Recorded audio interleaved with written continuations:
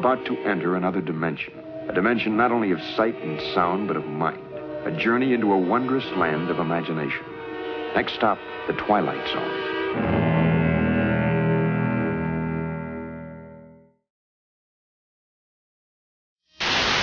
What is real?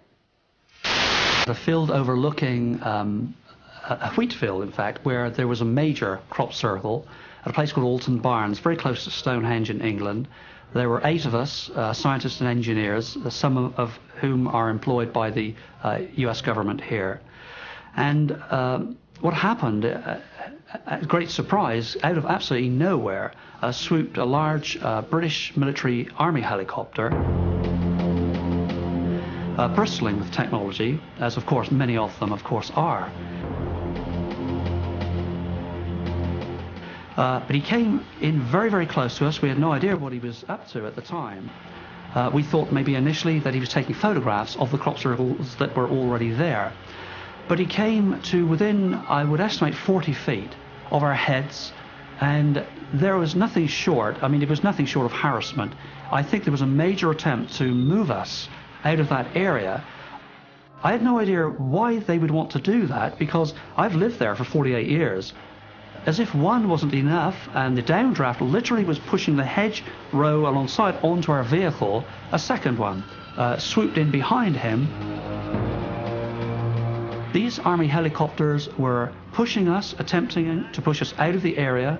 As we moved up the highway, as a public highway close to this field, they followed us behind the hedgerow. But then we stopped, and one of them moved away rapidly from us over the top of this large pattern and moved up to approach a small sphere of light, pulsing. I would estimate it was probably 18 inches or so in diameter, pulsing, and the helicopter came right up to it. It couldn't possibly have missed seeing it, and in one frame of the film has simply disappeared and is now behind the helicopter. The helicopter appears to maneuver itself on its own axis to get a better view of this, because it's been now behind it. The second helicopter is in touch, of course, by radio control, by radio communications, and is being told to back his helicopter up as opposed to turn it. You can see he changes his mind and reverses his helicopter until this ball of light is now right in front of him again, and it simply disappears. With that, they hung around the area for just a few more minutes, and both of them made away. It is obviously an assumption. If I were pushed hard on what I thought they were doing, I would be, I think, forced to say that it seemed as if we were unwelcome. We had walked into an area where they were already engaged in something involving this very small ball of light, which we have not only been reported, had reported to us many times by people in that area. 2 major patterns were already in the field, and the following day a number of more major patterns appeared in that same area.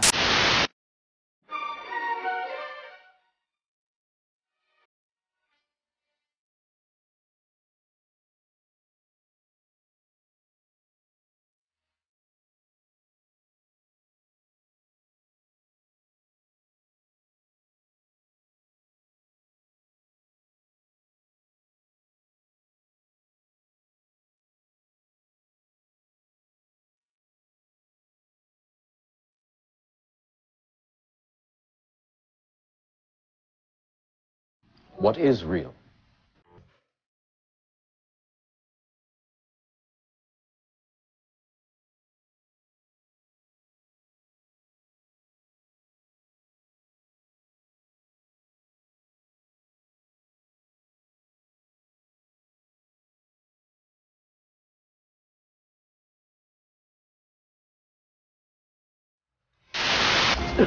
Two over 60s called Dave and Doug claim all it takes to make a corn circle, 2 old planks, a couple of lengths of rope, and some imagination. With a stout pair of boots and some gusto, the crop can be laid down in no time at all. Doug Bauer and Dave Chorley say over 13 years they've made more than 100 circles that have fooled scientists the world over. There, whoa. We wanted to make the UFO societies think that a UFO had landed, you see. And after a few years, they didn't know whether to believe it or not. And as the years rolled by, we started doing certain patterns. And as you see today, we've got quite complicated in them. But when the experts inspected Doug and Dave's circle, they weren't impressed at all. It's an obvious, I mean, it's absolutely obvious. This here, you see, it's not consistent at all with the genuine phenomenon. I just don't believe them, no.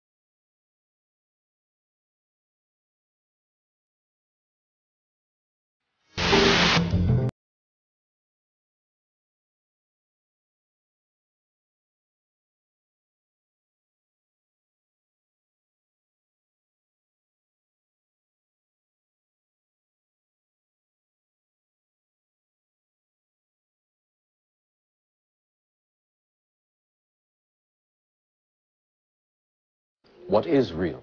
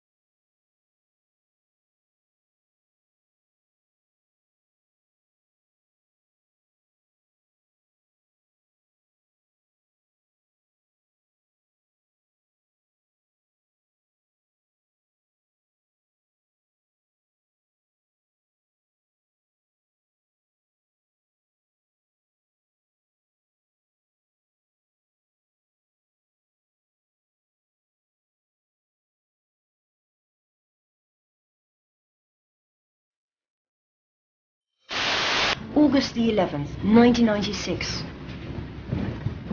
John Whaley comes rushing in the barge inn, the central meeting point of crop circle researchers at Alton Barnes. He has an unbelievable story to tell. He had spent the night doing a night watch on top of Oliver's Castle. It was a cold and wet night, and nothing happened. He fell asleep, but was awakened by a strange sound in the early morning hours. As he got up, he saw bright balls of light rushing over a wheat field below. He grabbed his video camera and pressed record.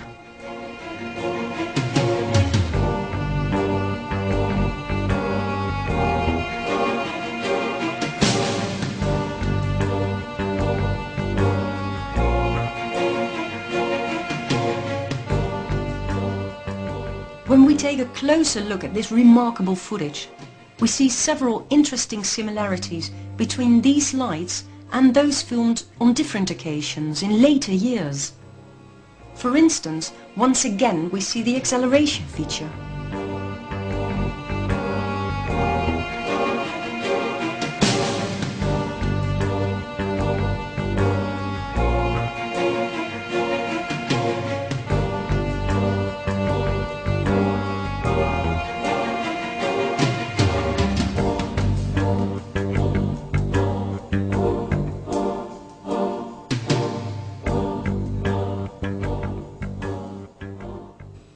The splitting of a light into two separate lights also was captured by John Smith.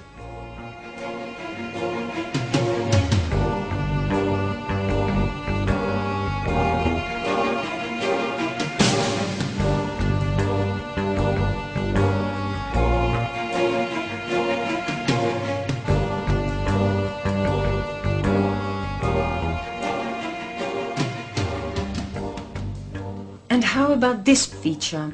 No matter how far the lights travel from the camera's lens, they do not become smaller to our perception.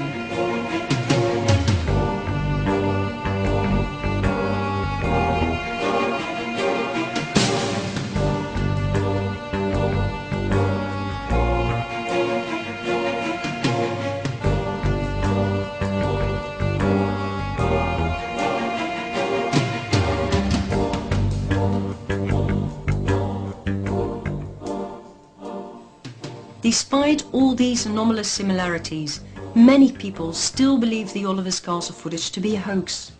The footage is simply too good to be true. The footage. However, the accurate analysis carried out by the American researcher Jim Delettoso, an expert of computerized systems of video analysis, have not ascertained any trace of falsification. My opinion on the Oliver's Castle video footage is that there is no evidence of a hoax. The key thing is that if the Oliver's Castle image was made digitally, that word digital says it went into a computer. In the vertical interval signal of the copy that we have, there is no evidence that it was ever digital format. So point of the story is I find no evidence of a hoax in the Oliver's Castle crop circle formation, and I find enough unique and interesting things to think that it very well could be real and should be studied further. But then, in the year 2000, scientist Dr. Eltje Hazeloff from the Netherlands delivered what appears to be a convincing and ultimate proof. If you perform trivial experimental physics to the plants in these crop circles, you can in fact deliver scientific evidence that these balls of light might very well have caused the crop circle. Inside crop circles, it was discovered 5 or 6 years ago that the nodes, which are the knuckles in the stems, are actually much longer, quite often. And it is suggested that this increase in length is a result of heat. The nodes get warm, they expand, it's a thermal expansion, and they remain long afterwards. So you can measure the increased node length. And that's exactly what he did. He sampled several crop circles and very meticulously measured hundreds of nodes. The outcome was crystal clear. The nodes had expanded the most in the centers of the circles. The closer to the perimeter of the circles, the less the nodes had expanded. Dr. Hazeloff then compared this distribution model of node lengthening with several other mathematical models and discovered a 100% match with one of them. The mathematical model of electromagnetic radiation distribution of a point source. If you take the electromagnetic model for a point source, which is a ball of light, it's a small source of electromagnetic radiation, and you look at the intensity distribution of this radiation on the floor level, then it's something you can calculate. It's easy, it's straightforward physics. You can compare this with the light intensity distribution from a light bulb hanging on the ceiling. Right below the light bulb there's a bright light, and towards the edges it gradually falls off towards darkness. And this can be determined quantitatively. If you know the height of the lamp, you know exactly what the light distribution is. And it turns out that the node lengthening, as measured in the field, corresponds perfectly to the distribution of a small electromagnetic source hanging above the field. And when I say perfectly, I mean perfectly. This is not rocket science, this is trivial experimental physics. And the statistical relevance is 100%. So when somebody says this crop circle was made by a ball of light, which is a very strange story, the physical evidence corroborates this perfectly. It perfectly supports these eyewitness accounts. Dr. Hazeloff's paper was peer-reviewed, accepted and published in October 2000 by the internationally recognized scientific journal Physiologia Plantarum, the consequences of which were overwhelming. For until scientifically proven otherwise, it is now a scientifically accepted fact that at least some crop circles were generated by balls of light. Researchers and scientists were left baffled.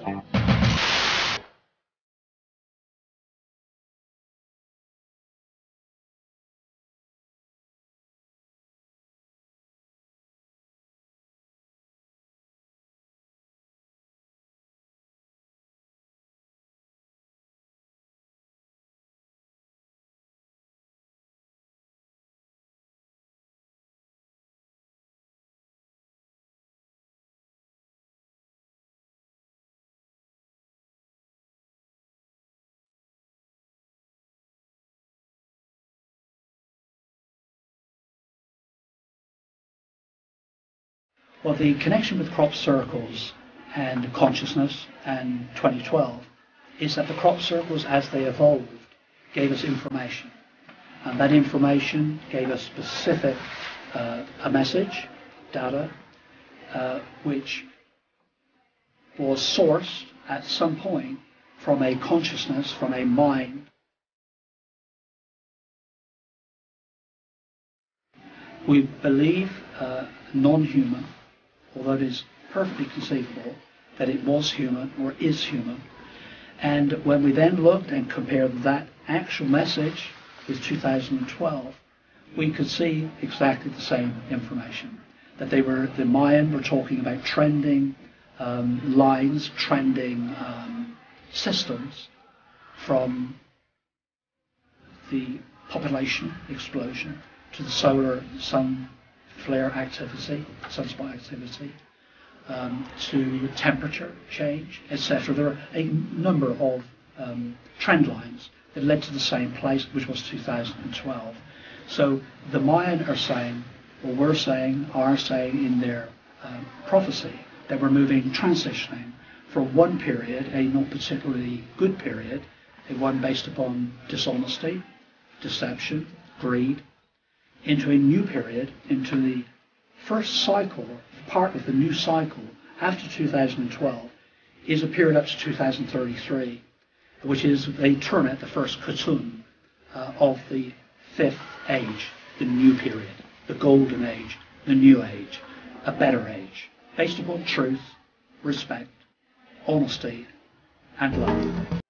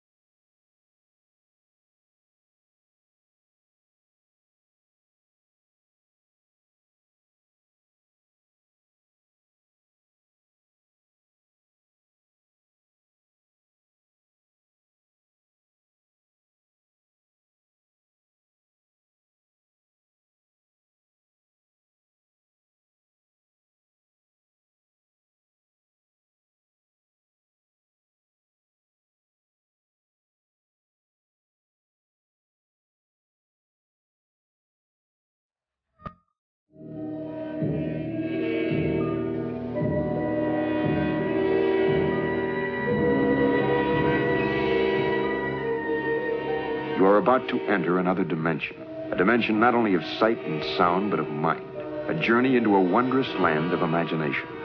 Next stop, the Twilight Zone.